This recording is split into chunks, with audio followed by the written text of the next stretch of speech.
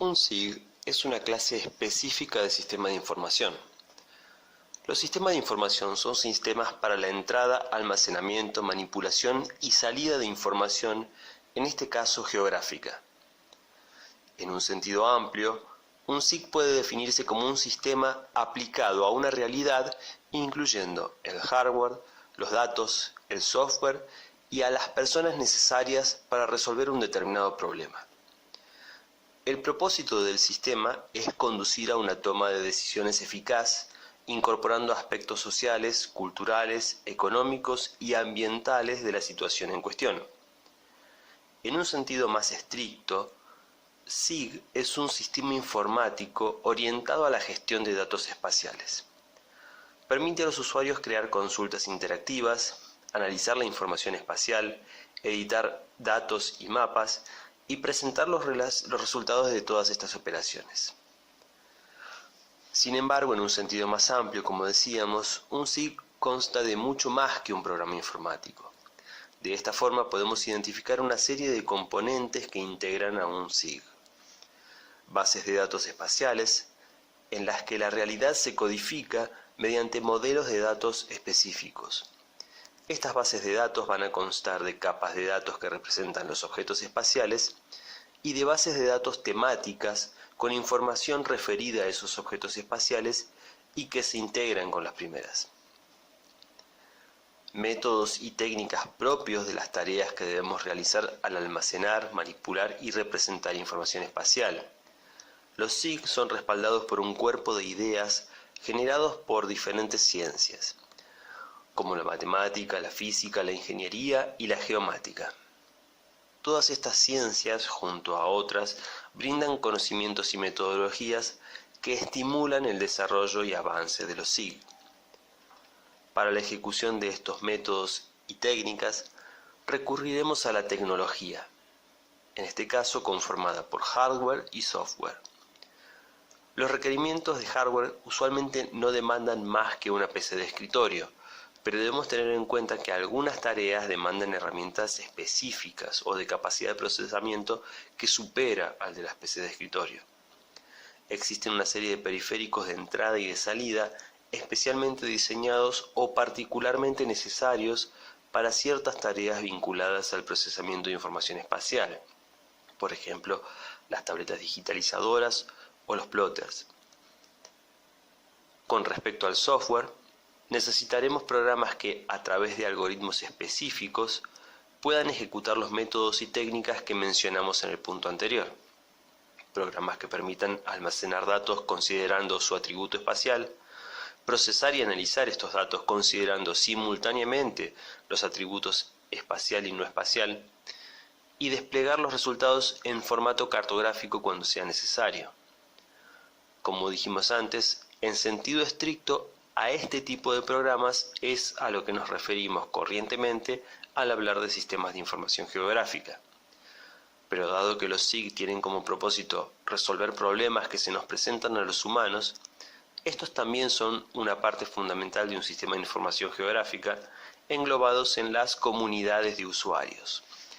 Se trata de grupos de individuos que pueden demandar información espacial o su procesamiento.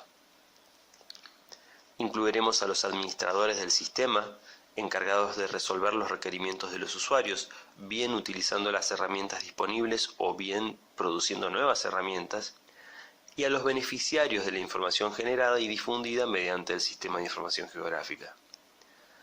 Finalmente consideraremos las redes, que cobran cada vez más importancia como un componente constitutivo de un sistema de información geográfica. Las redes son canales tanto de difusión de los resultados producidos por los SIG como para compartir sus funcionalidades, algo que en la actualidad es cada vez más habitual.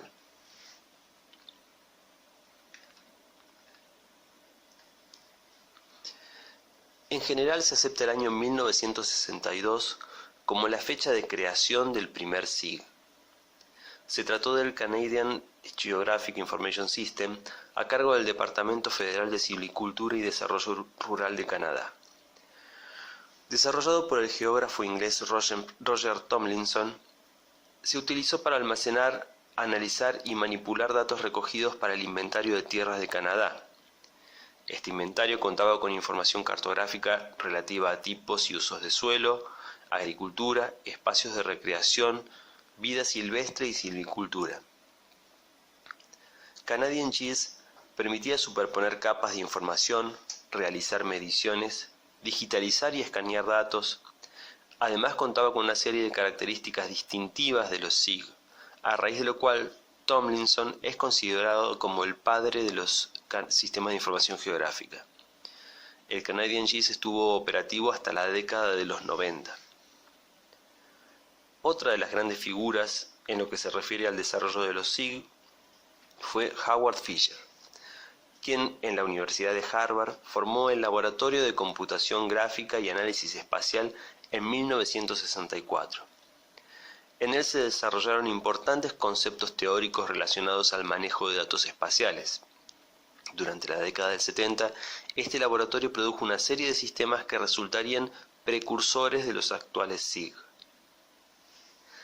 En la década de los 80 aparecieron los primeros proyectos comerciales exitosos en materia de SIG, de la mano de MIS Computing, Environmental System Research Institute y Computer Aided Resource Information System.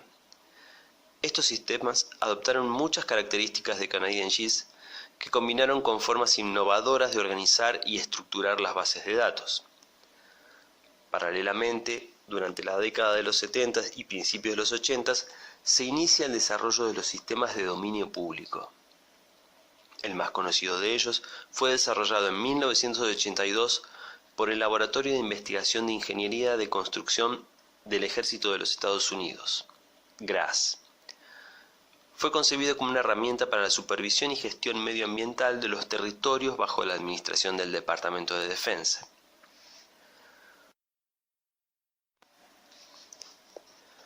Durante los 80 y 90 se incrementó el número de empresas que comercializaban o distribuían estos sistemas, sobre todo debido al auge de los ordenadores personales. En este periodo los SIG cobran un gran impulso. A finales del siglo XX y principios del siglo XXI comienzan a consolidarse diferentes sistemas de código libre. Estos se caracterizan por ser más flexibles en cuanto a sistemas operativos, por su mayor versatilidad en lo que hace a formatos digitales de información, pero sobre todo por admitir modificaciones de los usuarios, convirtiéndose en una herramienta que se adecúa a las necesidades de quien la utiliza. Recientemente la funcionalidad de los SIG se está trasladando a diversas plataformas online. En la actualidad una serie de sitios web permiten la visualización de información geográfica y algunas hasta permiten ciertos niveles de procesamiento. Un ejemplo muy conocido es Google Earth, pero también podemos mencionar Landviewer de la compañía Earth Observing System y a Worldview de la NASA, y son solo algunos ejemplos.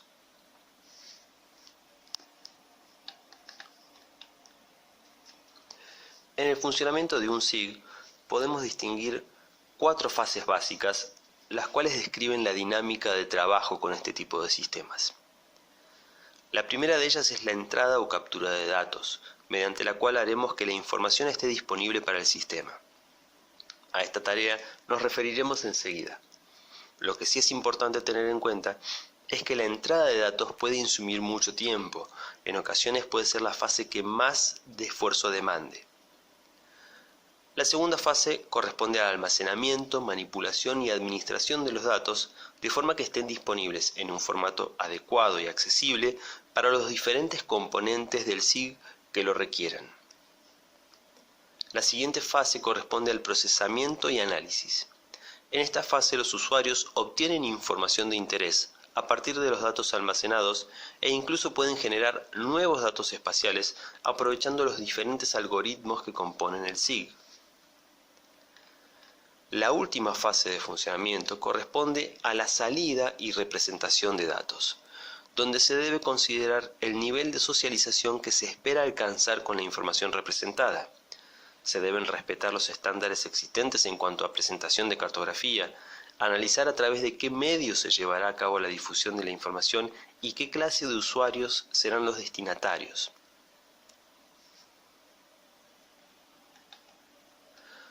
Como dijimos, el procesamiento de información espacial comienza con la captura o entrada de datos, por lo cual debemos tener en cuenta cuáles son las fuentes de este tipo de información. A diferencia de otros tipos de información, la característica fundamental en este caso es el atributo espacial. Es el hecho de que el dato tiene una ubicación particular en el espacio. Y hay diversas formas de llegar a un dato con estas características. Una de ellas es a partir de la cartografía impresa, para lo cual deberemos recurrir a la digitalización, o sea, a la conversión de información espacial impresa en papel a un formato digital. Para esto existen diferentes opciones, desde las mesas o tabletas digitalizadoras hasta la digitalización en pantalla a partir de cartografía escaneada.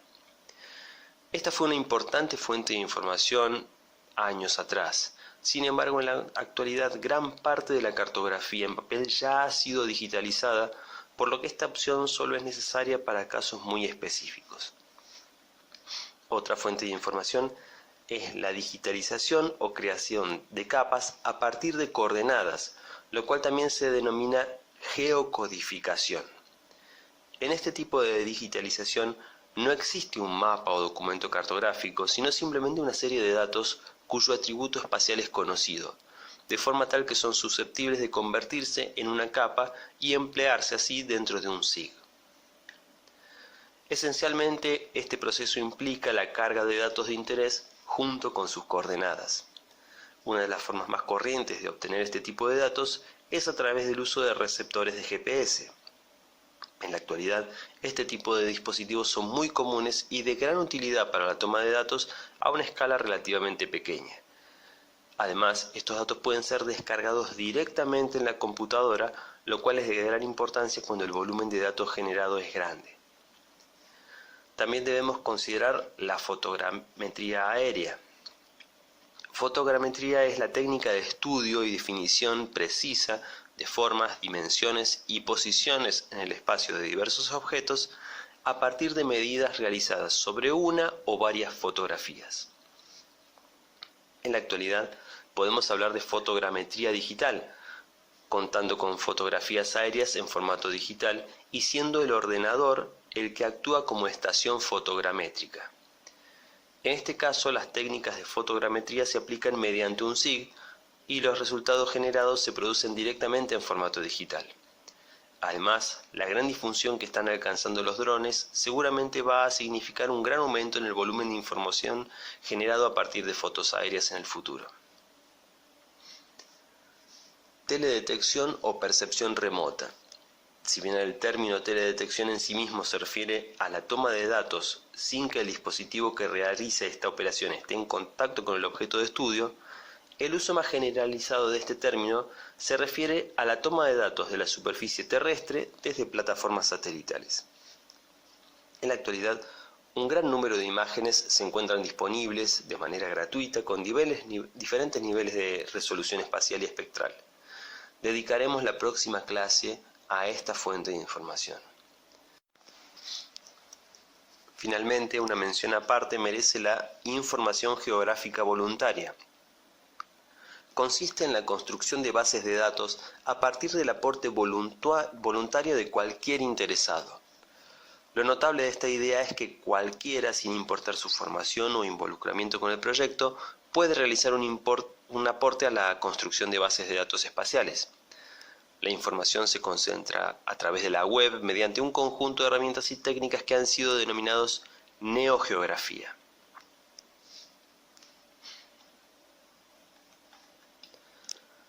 Una cuestión fundamental en el manejo de información espacial es la estructura mediante la cual se almacenan los datos. Los sistemas reconocen con diferentes extensiones dos formatos de archivo, raster y vectores. Un detalle muy importante a considerar en la elección de uno u otro formato es la característica de los datos, discretos o continuos. El formato vectorial se caracteriza por la precisión en la localización de los elementos geográficos discretos, es decir, con límites definidos, aunque a veces se puede usar para modelar variables continuas. Además, permite vincular los objetos espaciales a bases de datos temáticas que describen sus atributos y son usualmente llamadas tablas de atributos. Hay tres tipos de geometrías posibles: puntos, líneas y polígonos. En un vector de puntos, cada elemento está caracterizado por sus coordenadas y un valor identificador. Se trata de archivos muy livianos, aun aunque contengan un gran volumen de puntos. Un vector de líneas es básicamente un vector de puntos donde además se registra la unión de ciertos puntos llamados nodos, formando las líneas. Un vector de polígonos es también en esencia un vector de puntos donde ciertos nodos se unen a través de líneas y estas líneas se cierran, formando polígonos y delimitando así un área. Los vectores permiten establecer reglas topológicas que gobernarán la relación entre los diferentes objetos que forman la capa. Por ejemplo, se pueden establecer umbrales de tolerancia entre nodos, no siendo posible ubicar dos nodos a una distancia menor que dicho umbral. Se puede prohibir el solapamiento de polígonos o el cruce de líneas. Estas reglas permiten obtener capas con una estructura prolija y ordenada que facilita su procesamiento. En el caso de los raster, el foco está puesto en una mejor representación de la variabilidad espacial, más que en una exactitud en la localización de los objetos. Los rasters son particularmente adecuados para representar variables continuas en el espacio. Un archivo raster consiste en una grilla que representa una superficie. Cada celda de la grilla tiene un valor correspondiente a la variable que el raster representa. Incluso las celdas que no forman parte de la representación deben almacenar información, que se trata de celdas sin datos. La ventaja de los raster es que su estructura simple hace fácil cubrir grandes extensiones, sobre todo para representar variables con gran variabilidad espacial. Sin embargo, dado que esto generalmente implica un gran número de celdas y que cada celda contiene un valor, son archivos voluminosos. Otra limitación de este formato es que cada celda puede contener un solo valor. Por lo tanto, hacen falta tantas grillas, tantos rasters, como variable se quiere representar. Sin embargo, las operaciones de superposición y combinación de raster son más simples que las de vectores, sobre todo si las grillas son coincidentes. Además, los rasters son un formato muy importante porque las imágenes satelitales pertenecen a este tipo de formato. El parámetro fundamental en la estructura de un raster es el tamaño de la celda o píxel. Por ejemplo, cada celda de una imagen Landsat tiene aproximadamente 30 metros de lado. En cambio, cada celda de una imagen MODIS, según el producto de que se trate, tendrá entre 250 metros y 1 kilómetro de lado.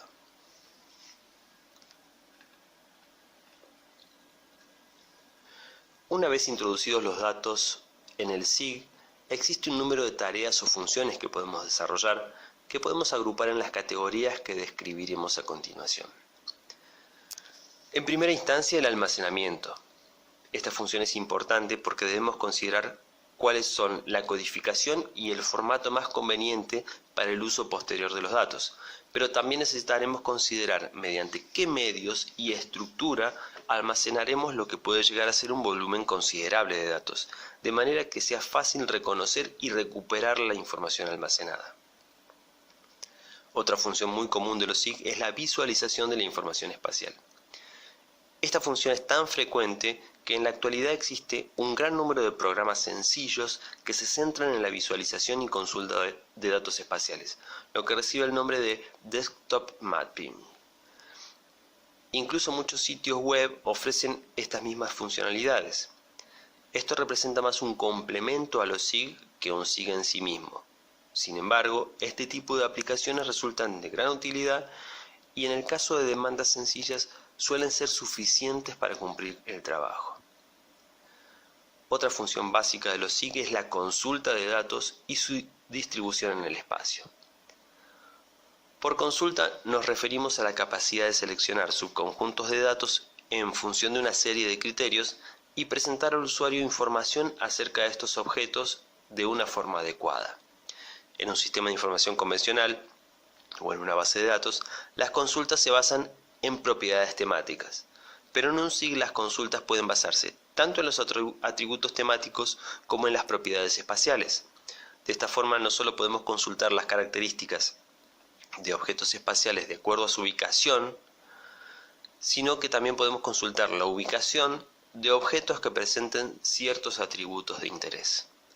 Como mencionamos en el punto anterior, algunos programas y sitios web, sin ser SIG en sí mismos, alcanzan a cumplir esta función también. La función fundamental que distingue a los SIG de cualquier otro tipo de sistema de información o de las aplicaciones que mencionamos en los puntos anteriores es el análisis de los datos. En este caso, el procesamiento no se limitará a recuperar características de los objetos espaciales ya presentes en la base de datos, sino que generaremos información que no existe a través de la manipulación de los datos disponibles mediante algoritmos y técnicas que simultáneamente considerarán los atributos espaciales y no espaciales de los objetos bajo estudio. Muchas veces, a partir de los resultados de este tipo de análisis, generaremos nuevas capas de información espacial. Por otro lado, podemos considerar la modelización. Una de las aplicaciones más elaboradas de los SIG es la integración de modelos matemáticos de procesos naturales dinámicos y espacialmente distribuidos. Esto no solo permite producir nueva información, sino que los resultados de estos modelos son de fundamental importancia en lo que será la última de las grandes funciones de los SIG, la toma de decisiones.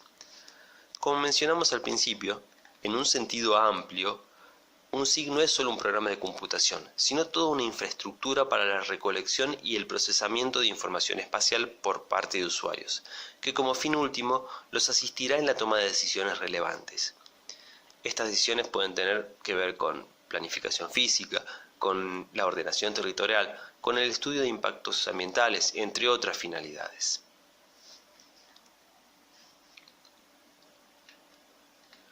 Gracias a la gran difusión que han cobrado en la actualidad, existe un gran número de campos de aplicación para los sistemas de información geográfica.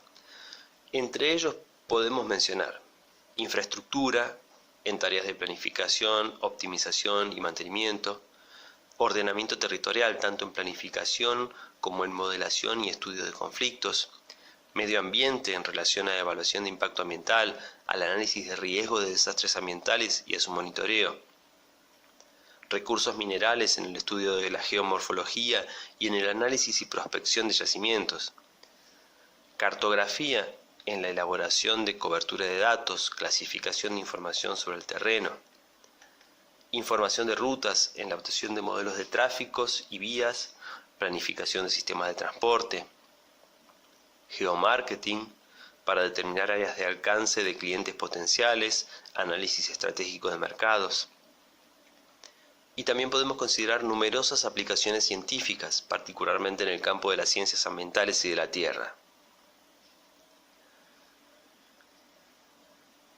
Y a continuación una breve lista de los principales SIG con los que podemos toparnos en nuestra labor.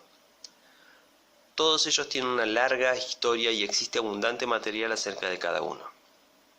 3 son programas comerciales de código cerrado. En la actualidad los programas de código abierto, que en esta diapositiva están designados con un asterisco, tienen mayor difusión e incluso se pueden instalar de manera combinada, como ya veremos con QGIS, que permite su instalación junto con GRASS y con Saga, entre otros sistemas de información geográfica. Todos estos programas son de mucha utilidad y seguramente quien se dedique al trabajo con información geográfica en algún momento se topará con alguno de ellos. Y con esto damos por concluido este módulo. Muchas gracias.